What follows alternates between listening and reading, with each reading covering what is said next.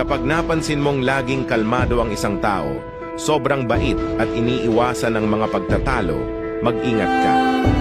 Napapansin ng taong ito ang lahat ng bagay. Nanatili silang tahimik dahil alam nila na kung bibitawan nila ang kanilang saloobin, makakasakit sila.